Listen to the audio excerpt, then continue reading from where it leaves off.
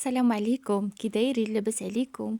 اليوم ان شاء الله نوجد معكم واحد الشباكيه اللي ساهله ماهله كتوجديها دفعه واحده بلا صداع الراس، دغيا كتوجد معاك وفي نفس الوقت كتجي هشيشه معلكه وبنينه كيف ما غتشوفي معايا، كتجي محمره وفي نفس الوقت شاربه العسل. ما تنسينيش بلايك الفيديو الا عجبك الفيديو، واحد كومنتير زوين واخا يكون غير قليبات ولا نقيطات، وشاركي معايا في القناه وفعلي الجرس باش يوصلك اي جديد. واخا انا راه اخر وحده غادي نشارك معكم الشباكيه، ولكن راه غير مع القرايه.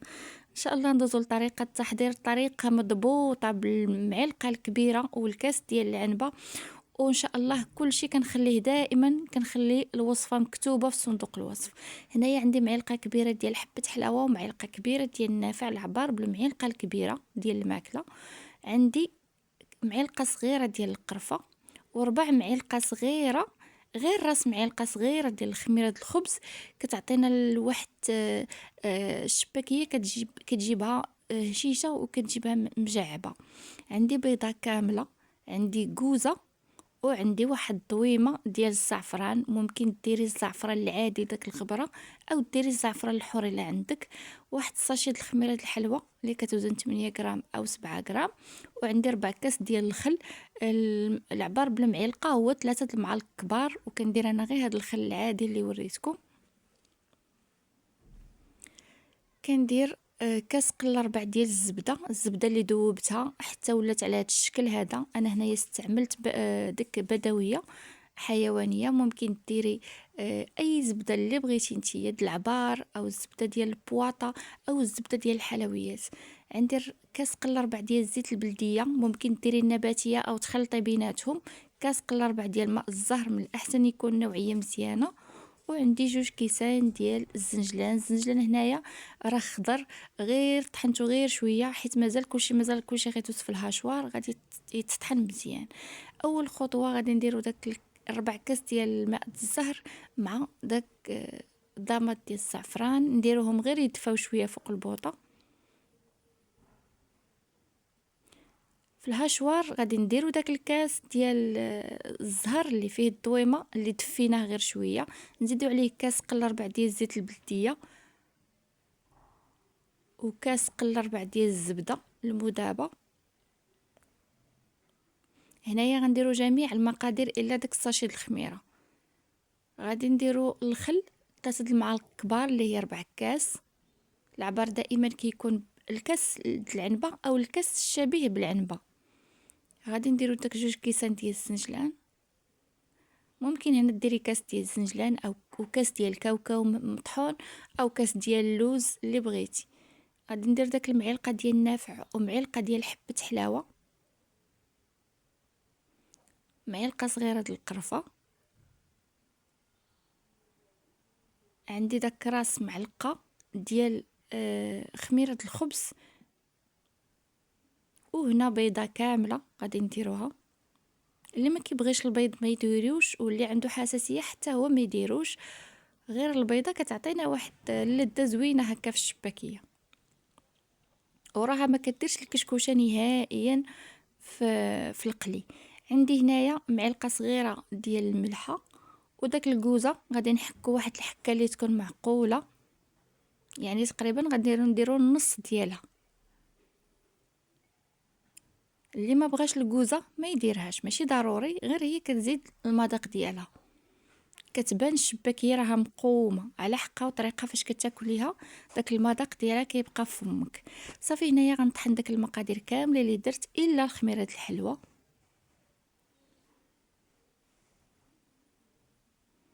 صافي كيولي على هذا الشكل. واخا ديري حتى الزنجلان صاين وطحنيه في الهاشوار غادي تتحلك مزيان. بالنسبه للدقيق غادي نعبر معكم بالكاس ديال العنبه اللي كيوزن 100 غرام. اي كاس عندك كيوزن 100 غرام. اللي ما عندهاش هكا الميزان تعبر غير بالكاس. هنا غندير 10 د الكيسان ديال الطحين، ما يعادل 1 كيلوغرام، يعني كيلو ديال الدقيق. كيديرنا تبارك الله ما شاء الله واحد الكميه اللي هي كثيره، تقريبا 2 كيلو ونص ديال الشباكيه، والا درتيها صغيره كتعطيك 3 كيلو ديال الشباكيه. صافي هنايا غنخوي داك المقادير اللي طحنت في الهاشوار، غنديرهم على داك الدقيق صافي، وغنبسبسهم مزيان وغنبدا نعجن ان شاء الله.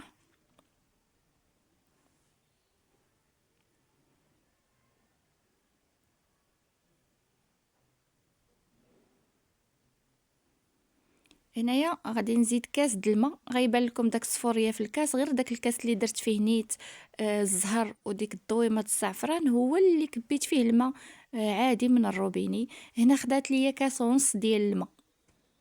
صافي هنايا غير غادي نجمعها من الدقيق، ما غاديش ندلكها نهائيا.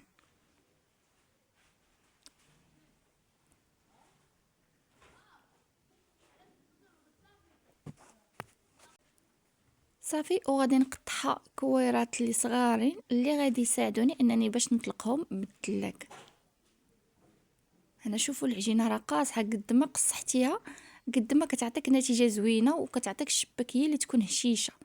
هنا صافي غندير كويرات وغادي نغطيهم بالبلاستيك ونخليهم غير واحد 5 دقائق غير ما نجمع الروينه ديالي. تقريبا ما كاملش 5 دقائق خليتهم ورجعت خدمت بهم، حيت ما شاء الله هي قد ما ارتاحت قد ما كتطلق الخيط ديالها. واخا كتكون العجينه قاصحه كترتاح كتولي العجينه رطبه. صافي هنا غادي نغطيهم.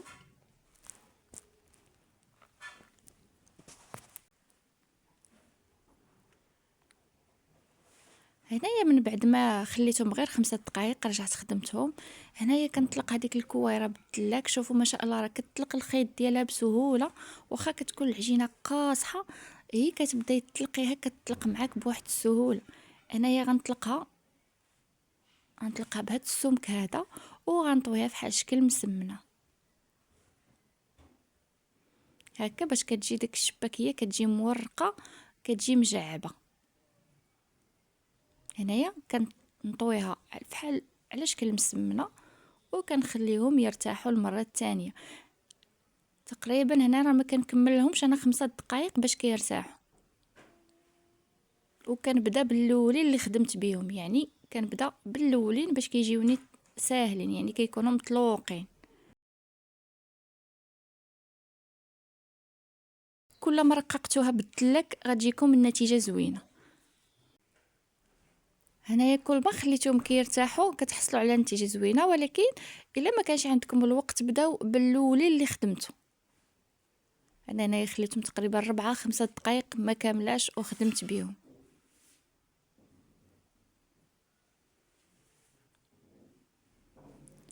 صافي هنايا كنشدو داك المربع اللي درنا فحال شكل مسمنه وكنقطعوه على زوج. صافي وغادي نورقو شويه بالثلاك، غنعطيوه العرض ونعطيوه الطول باش ندوزو ان شاء الله في الوراقه. بالنسبه للماكينه انا عندي نوعيه ديال لاماكوم، احسن نوعيه تقدروا تشريوها هي لاماكوم. وبالنسبه للنوامر اللي غادي ندوز فيهم هاد العجينه هادي غندوزها في النمره 3 هي الاولى وندوزها في النمره 5. واخا فيها الخميره غير دوزوها في النمره 5 راه ما كتنفخش بزاف، يعني كتجي عاديه كيف ما شفتوا معايا بدايه الفيديو. ما كتجيش رقيقه وما كتجيش غليظه، كتجي متوسطه. واللي بغاها رق من هكا يدوزها في النمره 6، يعني غيدوزها في النمره 3 ومن بعد النمره 6. صافي هنايا غنعطيوهم العرض والطول وندوزوهم ان شاء الله في الوراقه. كما قلت لكم غندوزوهم في النمره 3 وندوزوهم في النمره 5.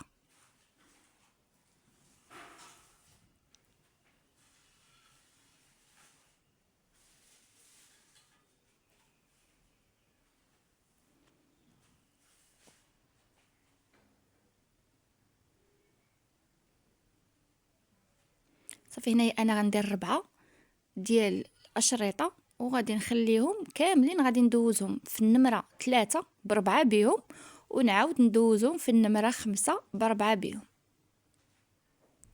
ولا بغيتوهم رق من هكا من الاحسن ديرهم في النمره 5، يعني غيجيكم عاديين ما غتجيكمش الشباكيه رقيقه بزاف.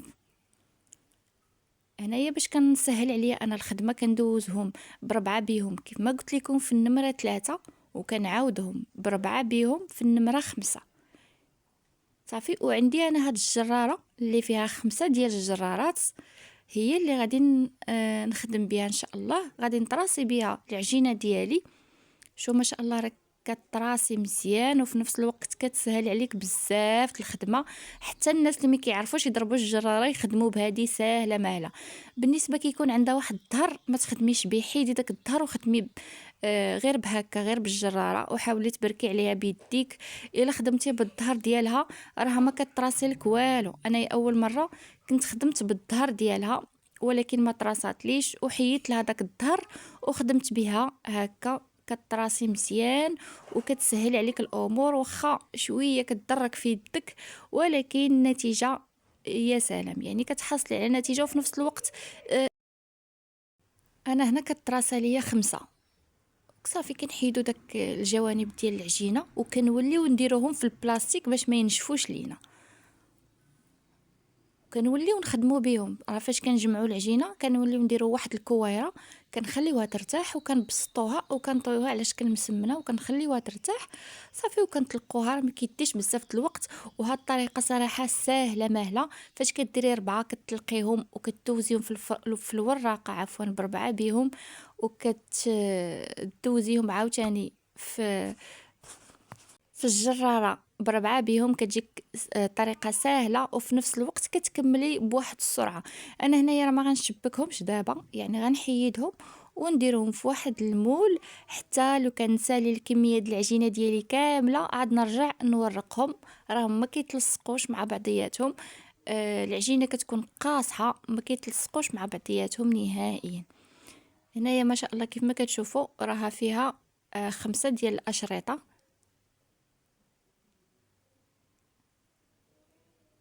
هنايا لما حيدات لكم شي وحده كتعاونوا بالجراره.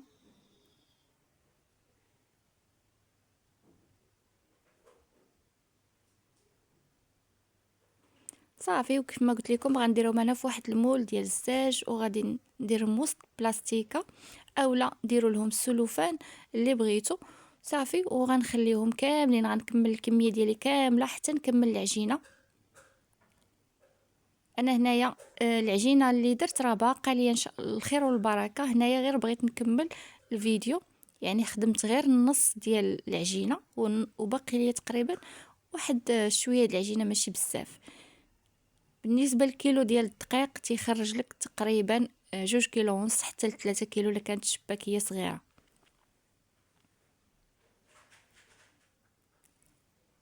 صافي هنا كيف ما كتشوفوا معايا راه ما كيتلصقوش نهائيا. هاد الطريقه سهله مهله، ما كتخليكش تعذبي مع الشباكيه غير تضربي الجراره كتبقاي تشبكي. لا، نخليك تا تجمعي كلشي وكتجمعي داك الروينه اللي درتي عاد كترجعي تشبكي كيجيك ساهله مهله. هنايا كنديروا 2 على 2 وكنشدو داك الاخراني وكنردوه على الاولى اللي درنا، كنبركو عليه واحد شويه وكنسدو داك الخويتم مزيان وكنرجعو ندخلو يدينا في داك الخويتم ونعاودو. هذه واقيلا اسهل تشبيكه غادي تشبكيها. كديري 2 على 2 والاخراني كاع كترديه على الاول وكتشدي داك الجوانب ديال الخويتم باش كتسديهم مزيان باش ما يتحلوش في القلي، وكتدخلي صبعك في هذاك الخويتم وتقلبي الشباكيه. عاودت معاك طريقه سهله اللي ما كتعرفش تشبك غادي تعرف ان شاء الله بهذه الطريقه هذه.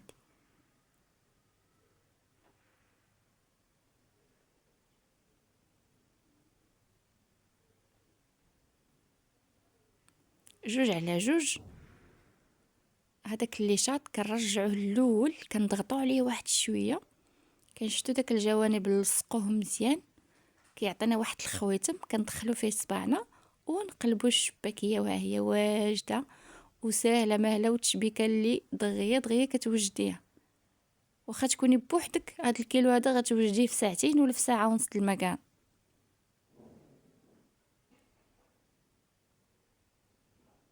غير هي الوراقه شويه كتسهل الامور، ماشي بحال اللي كضربيها بالدلاك.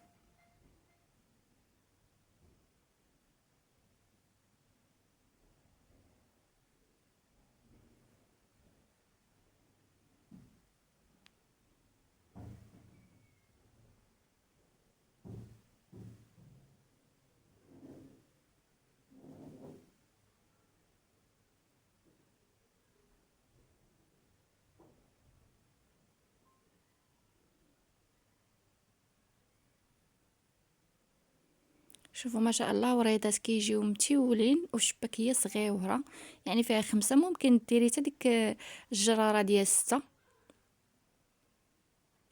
هنايا صافي كنديرو العسل. العسل انا هنايا كنديرو بارد، ما كندفيهش، حيت فاش كندير فيه ديك القليه الشباكيه سخونه كطفي فيه ديك الشباكيه سخونه، صافي هو كيولي هكا ما كيبقاش عاقد، يعني كيطلق راسو. بالنسبه للزيت كديروا الزيت واحد الكميه اللي لا باس بها في واحد المقله، كتخليوه حتى كيسخن مزيان. الا بغيتو تجربوا بواحد الطريف ديال العجينه كترميو شويه د العجينه وكتشوفوها واش سخنت داك الزيت، صافي وكترميو الشباكيه ديالكم تقلى. وكتبقاو تديوها هكا وتجيبوها وتقلبوها، كتردوا لها البال حتى كتحمر مزيان. انا صراحه كنبغي الشباكيه تكون محمره مزيان، كتجي هشيشه بزاف وكتجي تيك داك اللوين ديالها زوين. صافي انا فاش كتساليو ديك القليه كديروها في العسل، حتى كديروا القليه الثانيه وكتبغيو تحيدوها من المقله، عاد كتحيدوا القليه الاولى اللي درتو في العسل. انا كل قليه حيدتها كنرش عليها شويه السنجلان باش ما كتنشف لياش العسل منها. شوفوا ما شاء الله الشباكيه كيف محمره، جات واعره بزاف وجات هشيشه ومحمره، والمذاق ما نعاودش ليكم، المذاق كيبقى في الفم.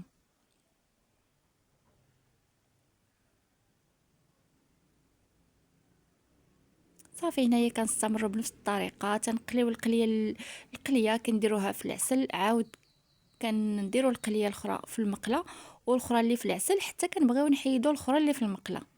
وهذا هو الشكل النهائي ديال الشباكيه مجعبه شاربه العسل وبنينه وهشيشه.